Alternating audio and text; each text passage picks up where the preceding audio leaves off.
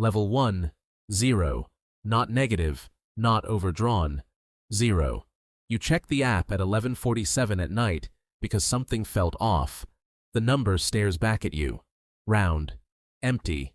A circle with nothing inside it. You're not panicking. You've been here before. You know what 0 feels like. You know the specific silence of it. The way it sits there without apology. Tomorrow is payday. You'll survive until morning. You've learned to think in mornings now. Not months. Not years. Just, can I make it until morning? This is level 1. And the thing nobody tells you about level 1 is that it's not about the money. It's about what the world decides you are when the money isn't there. You walk into a pharmacy at 9 a.m. You need cold medicine. $8.49. You tap your card. The machine pauses. That pause is the longest pause in the human experience.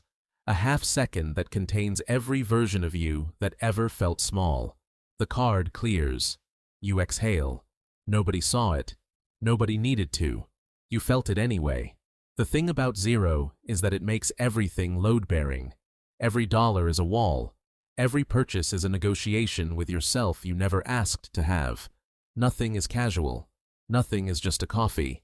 Everything is math dressed up as a decision. You tell yourself this is temporary. Everyone at 0 tells themselves this is temporary. Sometimes they're right. But the system has already decided something about you. Not based on who you are, based on what's next to your name. And at 0, what's next to your name is nothing. Level 2. $400. You got paid. $847 after taxes. After the garnishment you're still fighting. After the health insurance that costs more than you expected when you signed the paperwork last August. $400 left after rent. You feel it like oxygen returning. Not wealth, not safety. Just the ability to breathe at a normal depth again. You buy groceries. Real ones this time. Not the bottom shelf out of necessity. You buy the brand you actually like. It costs $1.40 more. You put it in the cart without putting it back. That $1.40 decision is the first free choice you've made in 3 weeks. Nobody sees this either. Your coworker talks at lunch about the weekend trip he's planning. Flight, hotel, 2 nights. He mentions the cost. The way people mention costs, when cost isn't a variable. Casually, like he's describing the weather. You nod. You eat your sandwich. You brought it from home. You are not jealous. You are tired of performing, not jealous. At $400, your relationship with money is survival arithmetic. Income minus obligations equals what's left. What's left equals what you are allowed to want. Your wants have been edited down to what the number permits. The bank sends you an offer, a secured credit card. You have to deposit $200 of your own money so they can lend it back to you at 26% interest. You read it twice. They want collateral from you, to give you access to your own money. Add a fee. You put the letter down. You are not a customer at $400. You are a liability they haven't figured out how to profit from yet. Level 3. $3,000. Something is different and you can't name it at first. Then you realize. You slept through the night. No 2 a.m. inventory of what clears tomorrow. No mental math running underneath everything like a program you can't close. You just slept. $3,000 in your account feels, to your nervous system, like a different country. The maintenance fee disappears from your statement.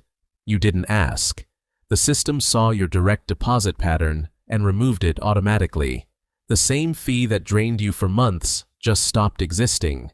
Not because you fought it, because you became briefly profitable. The credit card offers change, real ones. Your name in metallic ink, pre-approved.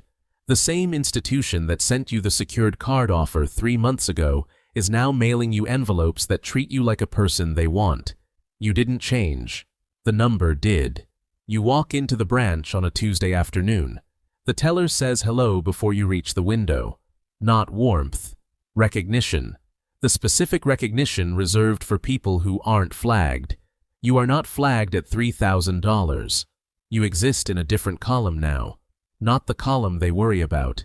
not the column they court, the middle column, the one that gets processed efficiently and thanked and moved along. You are visible at $3,000. Barely, but visible. Level 4. $18,000. Your phone rings, not a number you recognize. You answer. It's the bank. A person, not a recording. A person with a name he says twice. He's been assigned to your account. He wants to schedule a review. He asks about your goals. You sit with the phone against your ear and feel something strange happen in your chest. The same institution that played hold music at you for 40 minutes when you needed a fee. Reverse just called your number first thing on a Wednesday morning. You didn't call them. They called you. A fee appears on your statement 2 weeks later. $27. You email the banker. 3 hours later it's gone. No form, no script, no phone tree. Just a reply that says taken care of. The same fees that defined your life at zero are optional now. Not because the rule changed, because your tier did. You get a loan at 8%. Not great, not terrible. The process worked the way the commercials always said it would. You buy a used car. The dealer pulls your credit. The rate that would have been predatory at $400 is now just a number on a sheet you sign. You are not respected at $18,000, but you are no longer invisible. You are something the bank can sell things to, and being sellable is the closest thing to belonging that most Americans ever get. Level 5. $75,000. You log in one morning and the credit limit changed. You didn't ask. They just decided you were worth more rope and extended it without explanation. The interest rate on your mortgage application comes back at 6.1%. You remember the rates you were quoted 3 years ago. You remember the face of the loan officer who explained them without apology. The price of money got cheaper. Not because you negotiated, because you stopped being a risk. You are a preferred client now. The word appears on your statement, on the welcome screen, on the email signature of the man who handles your account. You didn't earn the title. The number did. You walk into a branch across town, one you've never visited. Someone stands up before you reach the desk. They guide you past the line. The same line you waited in at zero. The line you didn't know you were standing inside because you were standing inside it. You sit in a quiet office. There are no posters on the wall, no promotional displays. The conversation is about your goals, your timeline, your estate. Words that didn't exist in your financial vocabulary 6 years ago. A pre-approval arrives in the mail, not for a card, for a mortgage. The bank decided what you could afford before you decided to buy a house. They want the loan before you've chosen the property. At $75,000, the bank is not serving you. The bank is courting you. And the difference between being served and being courted is the difference between every level below this one and every level above it. Level 6. $300,000. David knows your sister lives in Chicago. You mentioned it once. 14 months ago. In a 20-minute meeting, you barely remember. He remembered. That's not accident. That's training. The bank teaches him to hold small details because small details hold accounts. You understand this now. You don't mind it the way you thought you would, because the alternative was a number on a screen and hold music and a script read by someone who never looked up.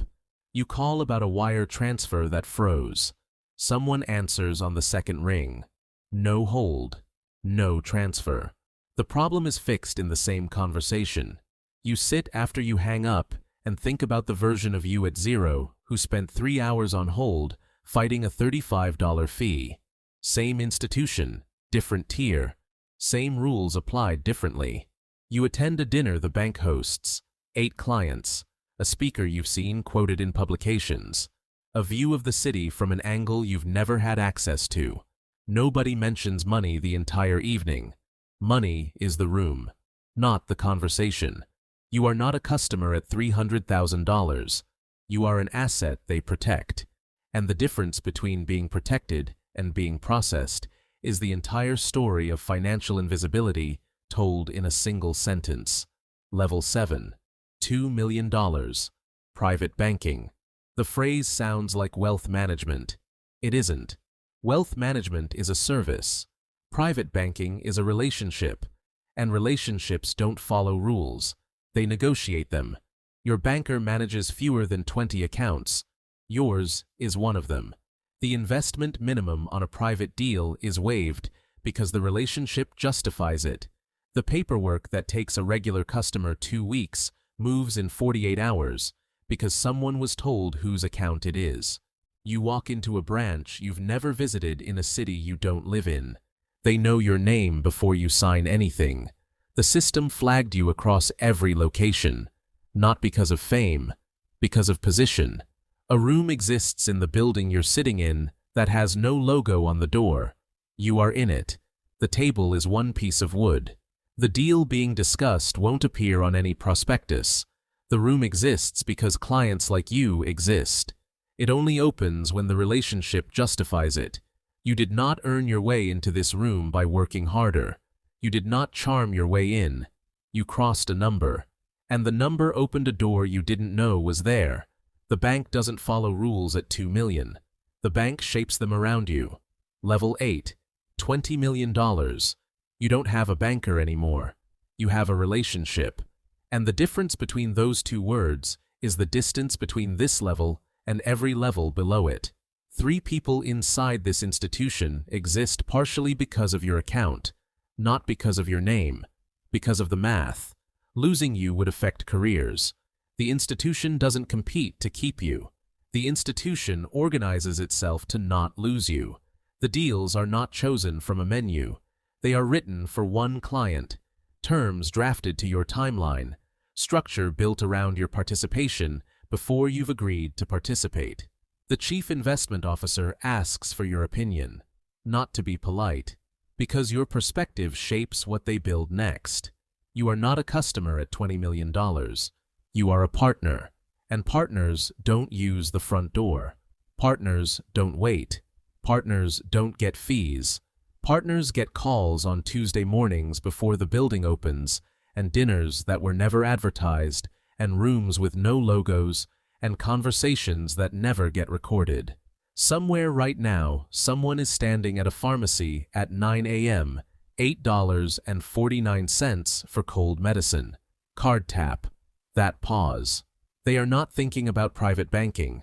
They are not thinking about rooms with no logos. They are thinking about whether the card clears. The system that will one day assign them a banker who remembers their sister's city is currently deciding whether to charge them $35 for being $4 under. Same institution, same rules, same building, different number, different person, except not different. The same person at every balance, the same set of fears, the same desire to be seen as something, the same need to belong to a world that isn't constantly telling them they don't qualify. The bank didn't change across 8 levels. The bank revealed what it always was, a mirror that only shows you when you can afford to look. You are not invisible because of who you are. You are invisible because of what's next to your name, and what's next to your name is the only thing the mirror ever checks.